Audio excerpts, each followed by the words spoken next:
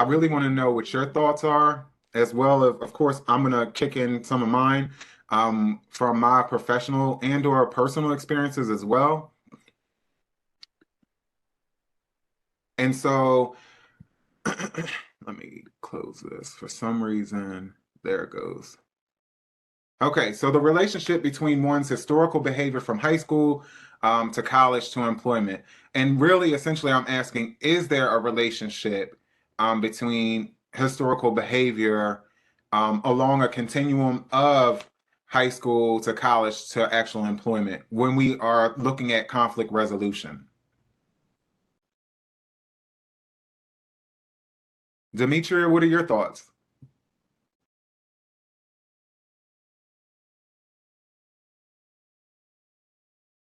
I think the relationship is very significant because what you like, the behavior that you learn in high school is usually the behavior that you will continue um, after high school. So if you didn't take education serious in high school, it's not likely that you'll make the effort to go to college. Hmm. Those are my initial thoughts. Probably Okay. need to think about it a little more. But also, do you guys, some of you guys are in college, and then you also have friends that did not attend college. Can you ever tell a difference from when you do go home and you're around them in the sense of their behaviors? Do you ever see an improvement? Is it consistent in the sense of if they're always into a conflict? I can give you an example. One of my closest friends, and I've known this about her since what, 2008. She just thrives off of she thrives off of drama. And I'll give you an example. Every time I'll text her and we'll be talking, it's always some type of instance or a fight. And so I think it was like last week, I was just checking on her. I was like, hey, I'm just thinking about you. I hope all is well because she does have health problems. And the first thing she talked about is that the next door neighbor's dog killed her dog. And then she went on about how she had actually threatened the neighbor.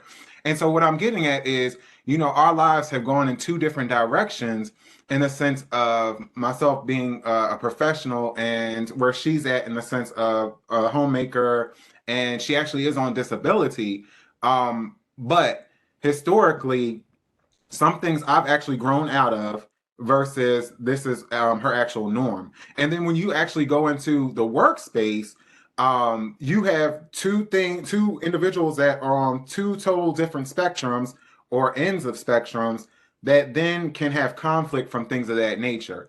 But understanding somebody's historical behavior really can make you understand who they are, why they tick, and then the role in which you can play to ensure that things always run smoothly in the interaction that you have with them. Have you ever worked? Has anybody ever witnessed, and we should have by now, witnessed a workplace conflict, whether it was minor, bad, or serious?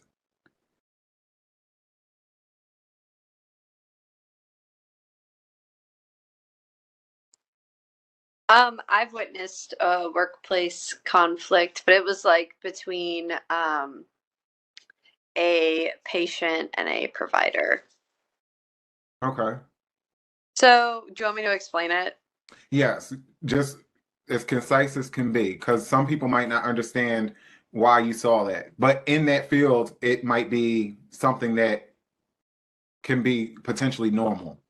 Okay, so my mom is a licensed mental health therapist, and I worked for her practice for a couple years.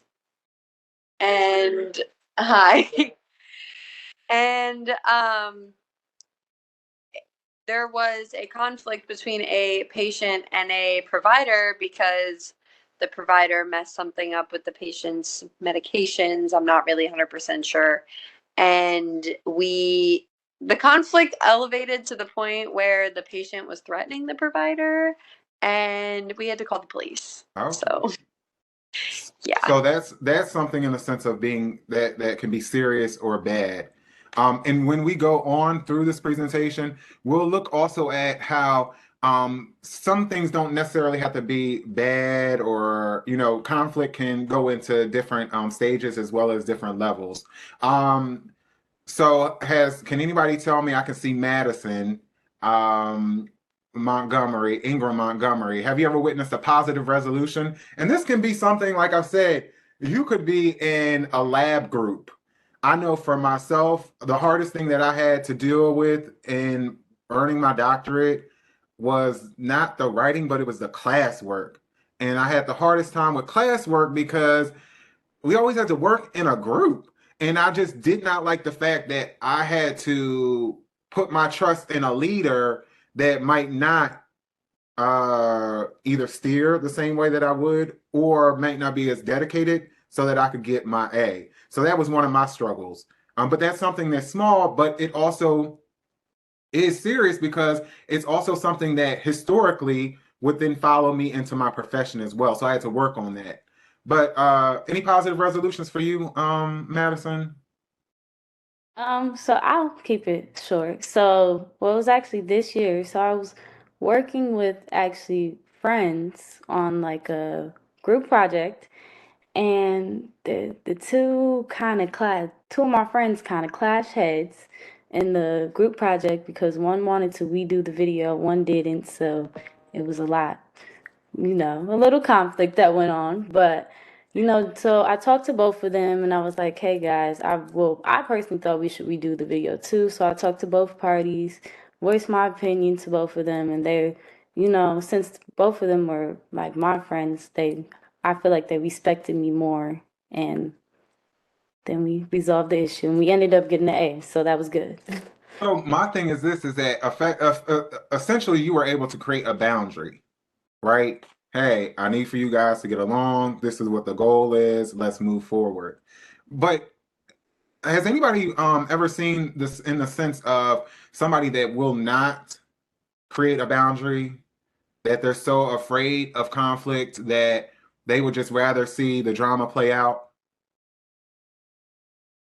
Nobody? Absolutely. And who is this? Because I can't see you. It's Melanie. Melanie. Hey, Melanie. Hey. Yeah, so I recently, back in February, organized around 32 students to work on this efforts to change something on campus. And it was almost like a coalition of just students working towards this project, meeting every week and working on this project together, this effort. And there was this one organizer that just really had a problem with another one of them. And they got into an argument while we were in the meeting. These were like 20 students just all together, and then this argument just ensued, and they just kept going back and forth, back and forth. And I stated that, we all have to respect each other. We all have to understand that this is not a personal mission. This is a group effort, and that we should move along accordingly as one. And one of the people, they just didn't want to hear it, so we actually had to stop the meeting that night, and we had to go home because that person wouldn't want to set that boundary or wouldn't want to enforce that boundary as a group. So we had to let them go from the group. So yes, that was very, tricky. Frustrating. Gotta be frustrating. And it almost seems as though, from my experience, that people that do that, where they consistently like to see the drama go on or don't want to speak up and advocate for the cause, that they do that in a sense of, hey, the more and more drama that's going on, the more and more you're going to look at that and you're going to look at the fact that I'm not producing. Now, I've seen that too much. And so we really talked about the positive steps and the outcomes. And then also, has anybody ever witnessed a negative resolution? And actually, Melanie, you just spoke on that, because the negative resolution was the fact that that person was pretty much excommunicated. And yeah. And so one thing that you guys will learn when it comes to leadership, the more and more that you are effective at being able to handle conflict, resolve issues, bring people together for the common cause to then execute what you're being asked to, the more and more higher ups are going to look at you and say, wow, okay, we need to bring them up to this level, because if they can take care of things at that level, we can now entrust them with more. And we'll see essentially why that's important. And this one, and I think the last one was, is conflict in the workplace always about work or the work environment? Is it?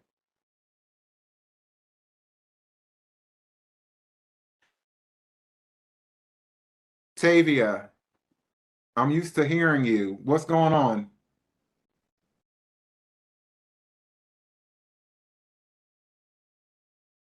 Okay. What about you, Summer? Is conflict in the workspace always about work or the work environment or something else?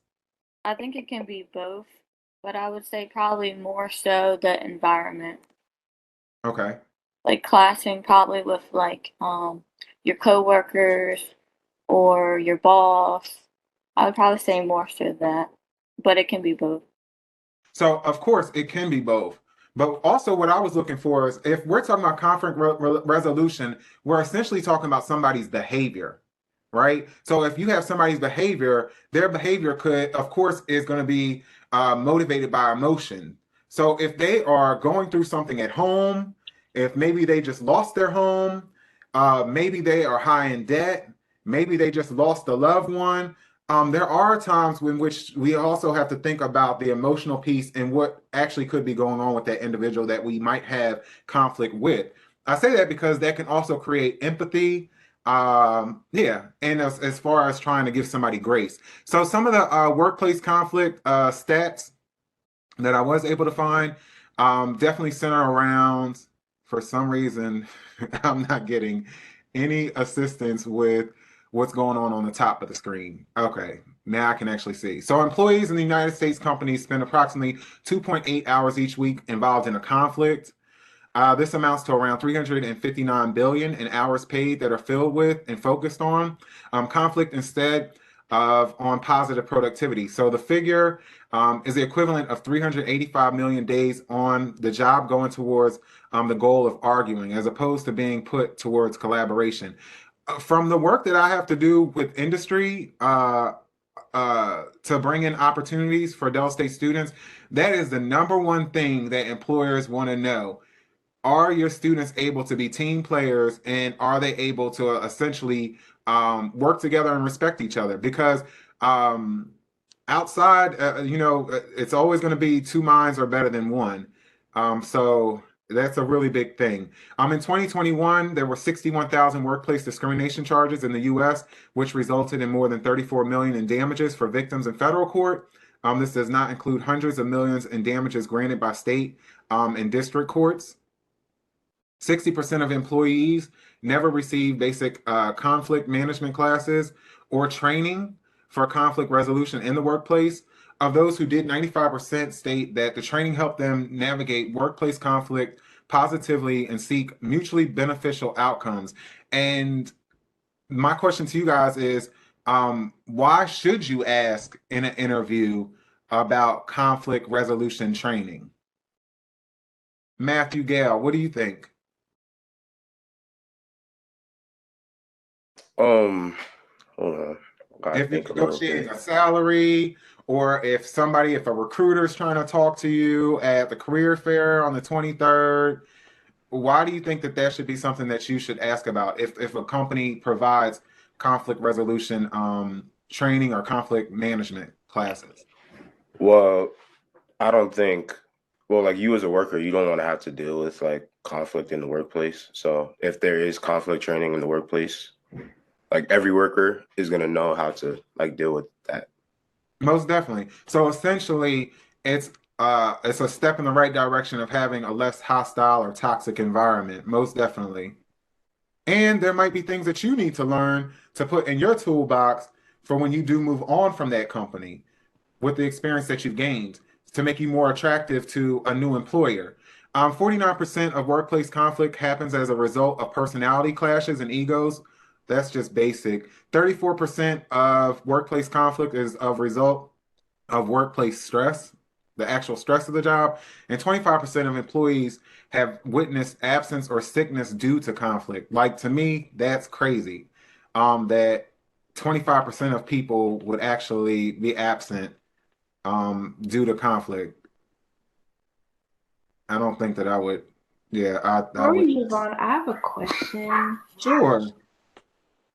Um, so are the conflict resolution trainings a norm within the workplace, or is that No. something new?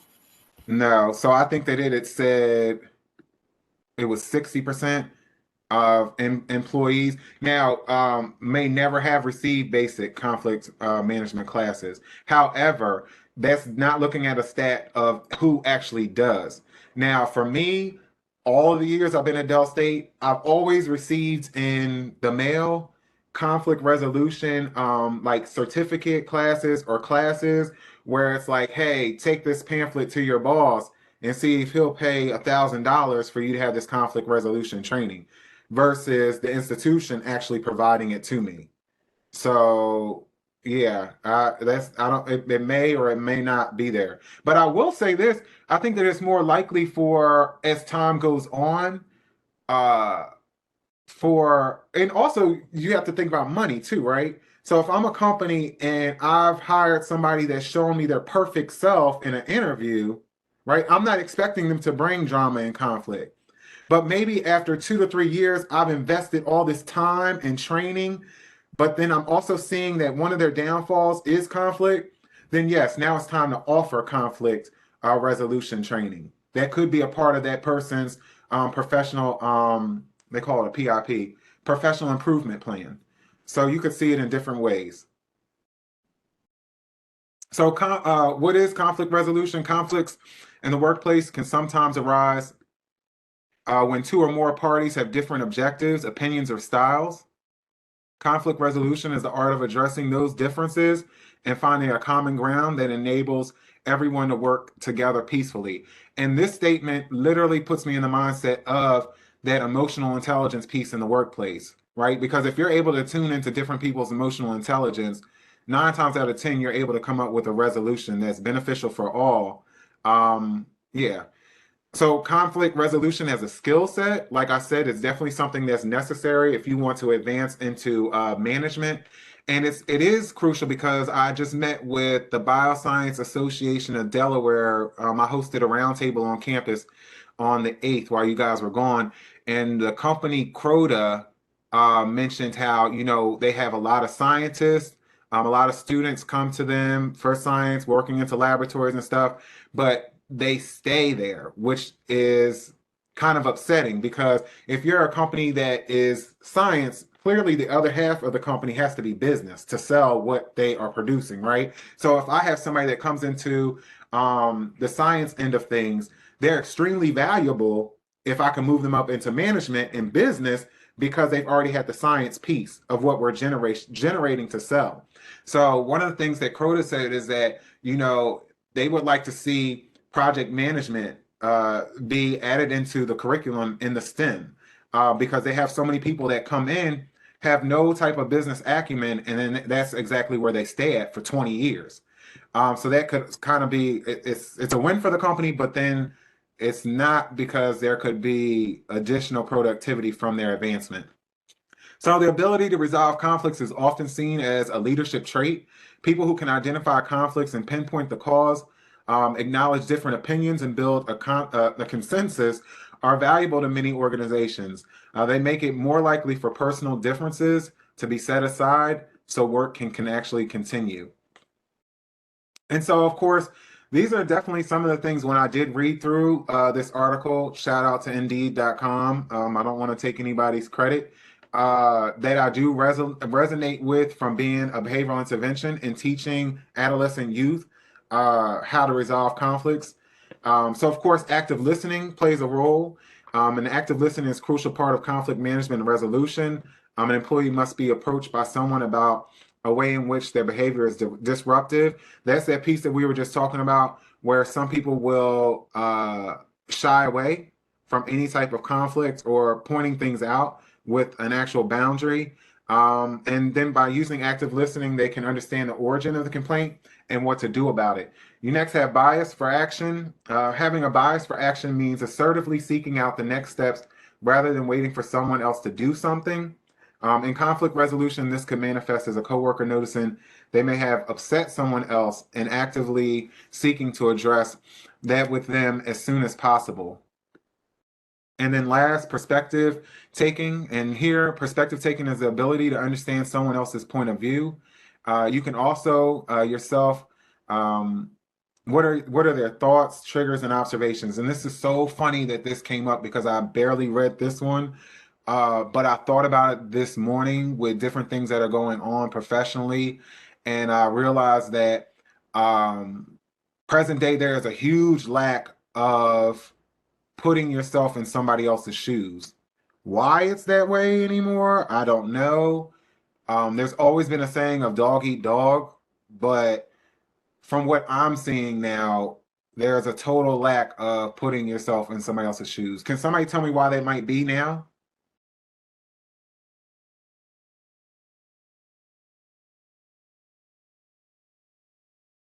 Amari, what do you think?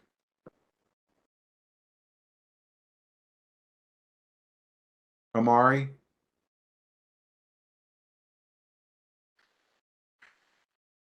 Kanisha, what do you think? Can you repeat your question?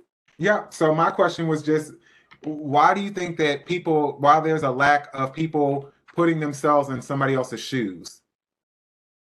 I think that goes back to the emotional intelligence and like a lack of empathy that people have. So it's literally hard for somebody to put themselves into somebody else's perspective because of a lack of empathy. So then let me ask you this, because we're at two different generations.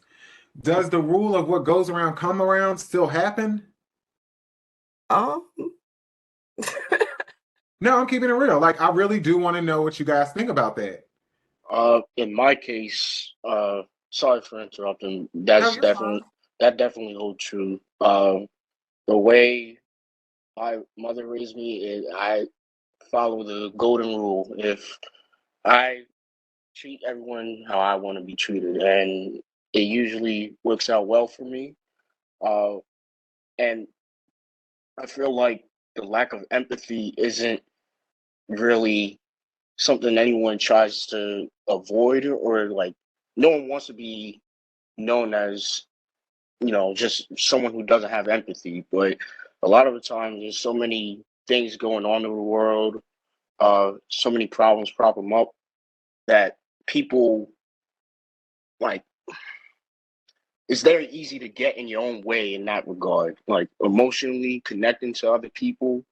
Sometimes when you have a problem with someone else, like you just don't want to see them at all. You don't want to So do you interact with think that them. there is a lack of effort that individuals are not willing to take because it's easier just to stick with what you think and believe Yeah, or definitely. getting your way?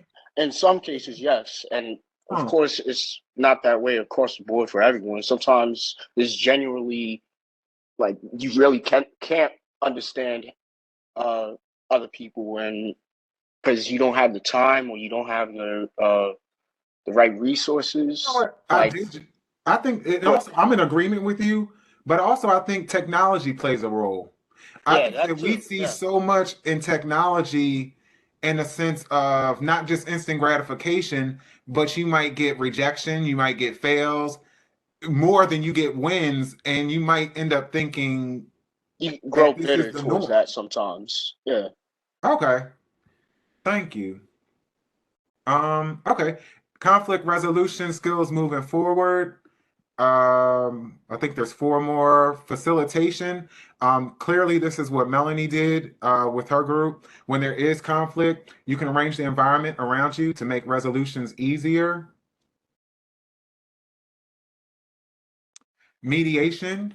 Mediation is when a neutral third party is involved in the resolution of a conflict. A mediator can be a trained professional, someone from an outside group, such as HR, or a person outside the conflict who can provide an objective perspective. In addition to all the other skills listed here, a successful mediator has the ability to summarize what they are hearing and observing to demonstrate progress and agreement. Melanie, of course, clearly you were some form of a mediator. If you were going to look for a third party outside of the group, who would have been that mediator for you? So at the time, while I was also organizing with students, I was also organizing with um, councilwoman, one councilwoman in Wilmington, and then also one state rep. So Wow. when you're thinking of all these different power dynamics, you don't want to necessarily allot the third party to, or allot that position of the third party to someone that kind of is assisting you in the help. So I actually had one of the fellow organizers that was the third party, because when you're thinking about your third party, you want them to be in a neutral sense, to be able to understand the people who have the conflict, and not necessarily someone who is up above that's looking down under, if that makes sense. Because then it makes it look as if the conflict is actually out of Control. yeah, out of control and out of realm of actual solution, if that makes sense. Exactly. And that's exactly what I was going to hit on. The fact of if you have that kind of dynamic with those types of individuals, that the last thing you want to do is show that you're not unified or not organized. And so that's a perfect example of how conflict resolution can become way more dynamic than what we can sometimes realize what it could be. And I think also that as we all grow and we evolve and mature and develop, that you'll learn that as in psychology, I'm reading this other book about delayed gratification. A lot of us don't have the sense of delayed gratification for the end goal because of either what we want to prove right now and or what we have an intent for, whether negative or positive. I can go on and on and on. So problem solving skills help you determine the source of a problem and find an effective solution. During conflict resolution, a manager might use their problem solving skills to identify areas of compromise between two team members who actually disagree.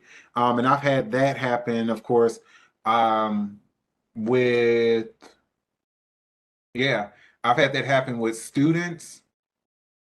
And I know I told you guys this. I know I told you guys because it shocked me, and it's horrible to say, but I was going to use an example of students and faculty, but I don't want to do that. But I know I had an instance where I was quote unquote like substituting for my boss who used to teach all animal science classes in the College of Ag, and I had two young ladies go at it and start fighting, and I just was like bewildered because I had come from K-12, so I was used to seeing some forms of fighting, but not in like juniors, and what I mean, and definitely not in the classroom. And I had to form some commonality. I had to first stop them, and then I just had to make them realize like y'all are both single mothers.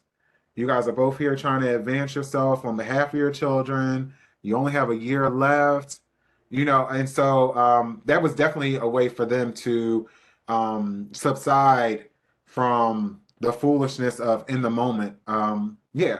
So responsibility, the ability to hold people responsible for their actions is important in conflict resolution. For example, when an agreement is reached, an HR representative may need to check in a few days later to make sure everyone is still on the same page. But then it also can trickle down into, still being a college student. And I always push for students to be a part of as many student organizations that they find interest in and or that might be associated with a national level so that they can also get that national exposure with other institutions. But in those different instances are excellent opportunities to develop your conflict resolution skill sets, especially if you're a part of an e-board, an executive board, because that's when you're going to get a lot of different minds, a lot of different individuals that are doing what they're doing for different reasons, maybe not for the best reasons. Yeah, so that responsibility piece is extremely important because if I set a boundary and I'm not holding you responsible, then we're going to be on the same hamster wheel. So when you actually hold people accountable, it reinforces your values, your work ethic, yeah, your morals. I can go on and on and on with that as well. Workplace conflict, useful resolutions. Here, if you had a disagreement over a task, as a first measure, it's helpful to step back from the issue to stay calm and gain perspective. You can suggest to your colleague that you return to this at the end of the meeting or take a 5 minute break to allow everyone to think. Use this time to breathe and center yourself.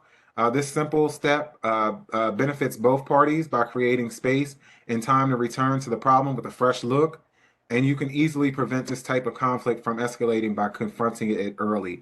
I know I tell scholars all the time, if you're in a situation of, and I know I use this all the time, to where I know I'm highly agitated, what an email or a situation, I don't respond.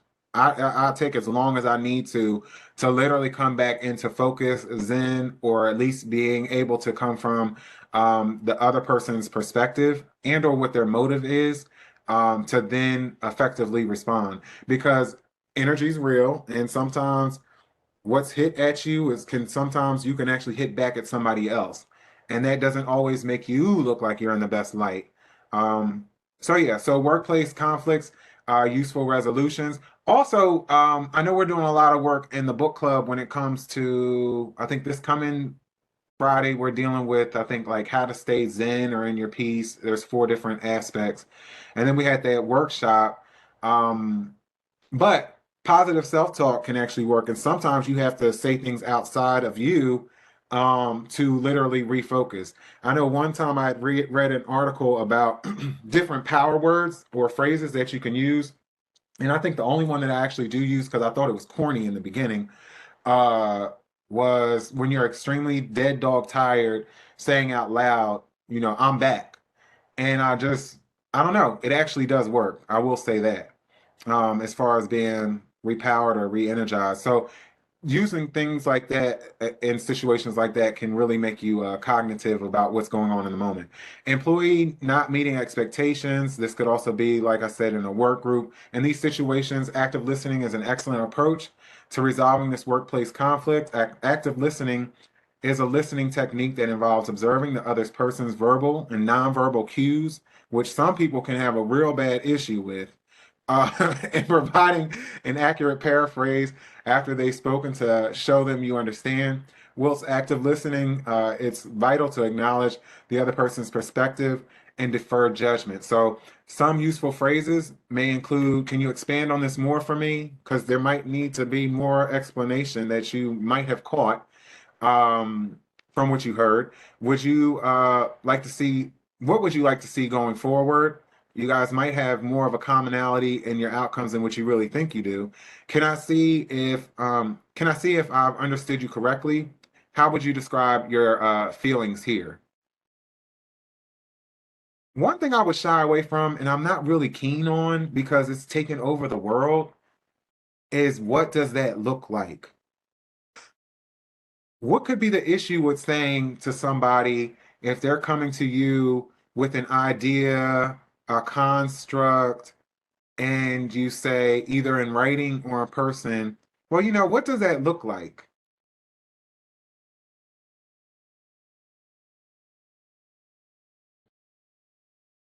So we have a Matthew and we have a Matt. No, Matt is Matthew. Sorry, Matthew. Michelle Coleman, what do you think? What could be an issue with saying to somebody, what does that look like? Could you repeat it for me? I was confused at first when you asked it. That's why I made that Oh, that's no face. problem. So one phrase that people use all the time now, present day in meetings, um, in meetings, they'll say, okay, well, I would like to start processing students' paperwork, in a sense that it only goes from my office to financial aid, and that's it. And then somebody across from me might say, well, what does that look like from what I'm proposing? What do you think could be an issue with saying, what does that look like? What does it look like, as in, like, how are you going to do it? Yep. Or a problem? The only problem I could really say is if they really don't have a good plan figured out for it, or they really Okay. don't know how to do it in general. I'm really not sure. Okay. Demetria, what do you think?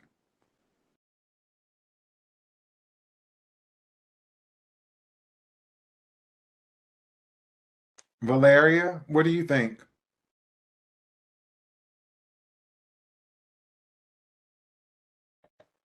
I had a comment. It's just something Okay. quick.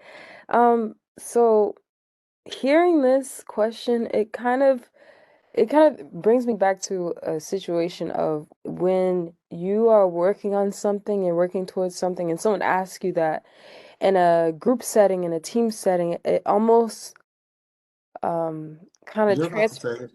Uh-huh. it almost transfers all of that responsibility of that very project, that very thing that you guys are working on as a group on this one person to bring to fruition what this idea is instead of the group actually working together to collaborate on this idea, asking someone, well, what does that look like? That's like almost saying, prove to me what you're thinking or what you're working on.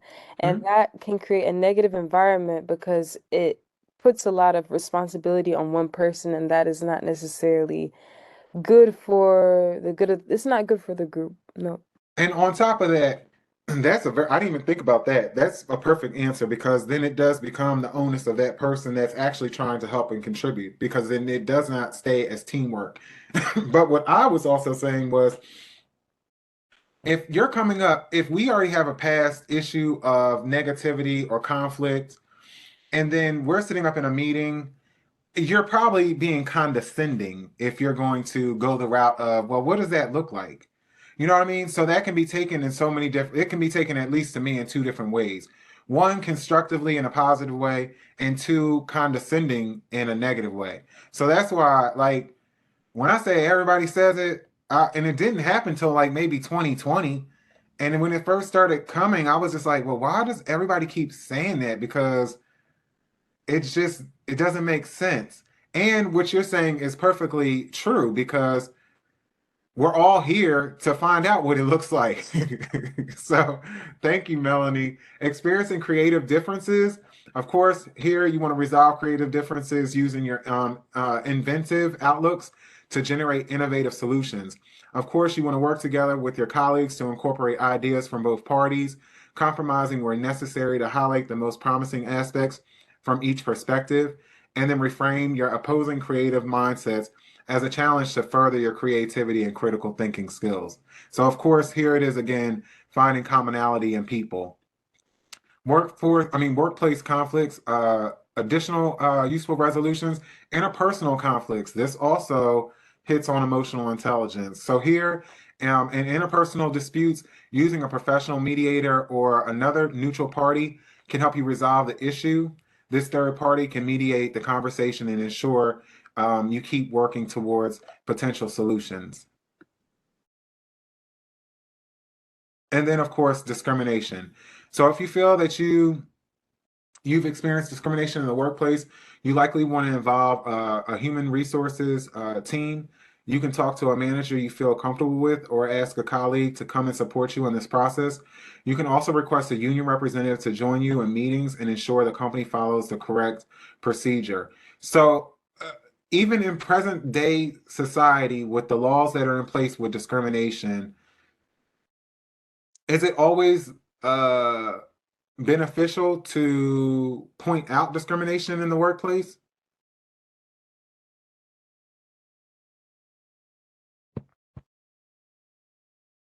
I'm sorry. Can you can Yep, you ask that again? Because not a problem. uh, um, So if you are discriminated against in the workplace, right, does it always behoove you or does it always benefit you from pointing it out or having it documented?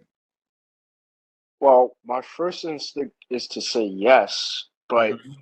thinking about it, it can depend on the type of situation you're in. Like maybe you just got promoted, and then you feel like if you point it out compared to someone else, you might not have gotten the position. Like, do you really want to point that out and then maybe not have the position anymore?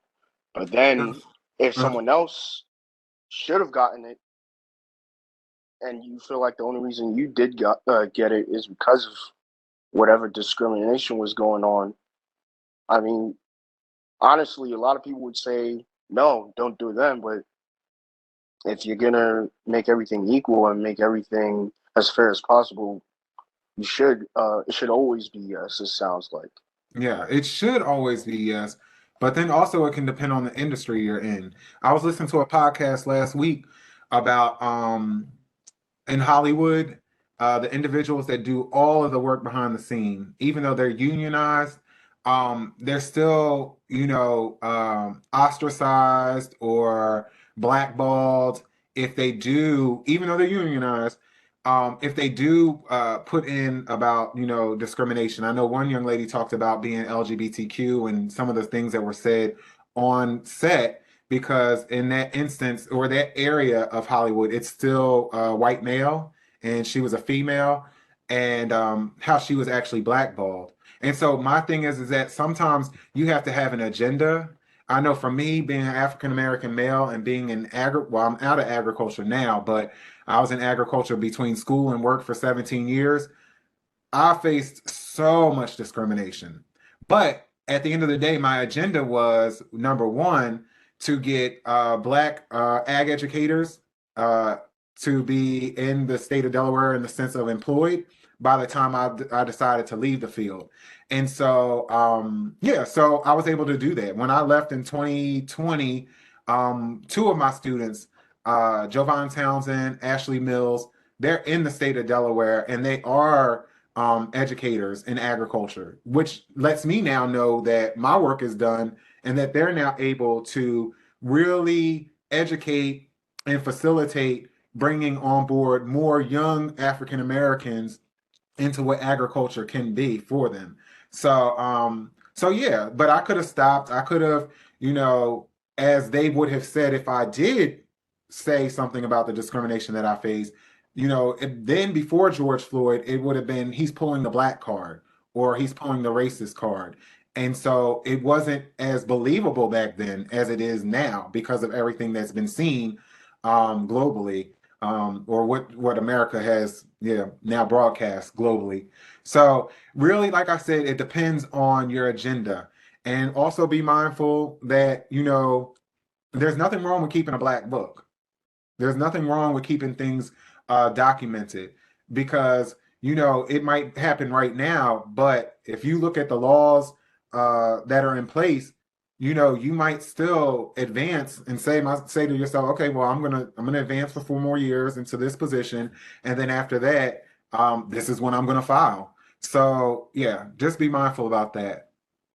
I'm gonna skip that one, and then different styles of working. And so this method asks you to consider a situation from another person's perspective before acting.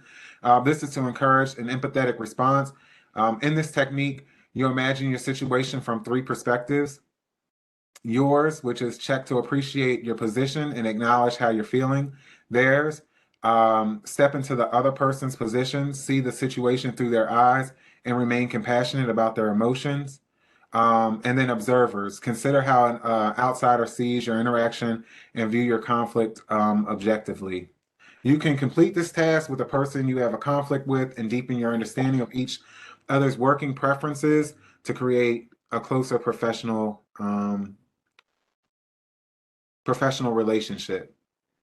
So one thing I will say, one rule of thumb, I know for me early on in my profession, I was able to identify literally that I was good at conflict resolution and bringing people together. It's probably because I'm one of four boys. So boys fight. So to keep it real. But I just noticed that I can, not could, I can get along with anybody that I work with, anybody. And so I've always been able to identify people's commonalities. So when we do get in the same spaces, I'm always touching on those things, which ends up bringing them together. And then we always get our best work taken care of. So.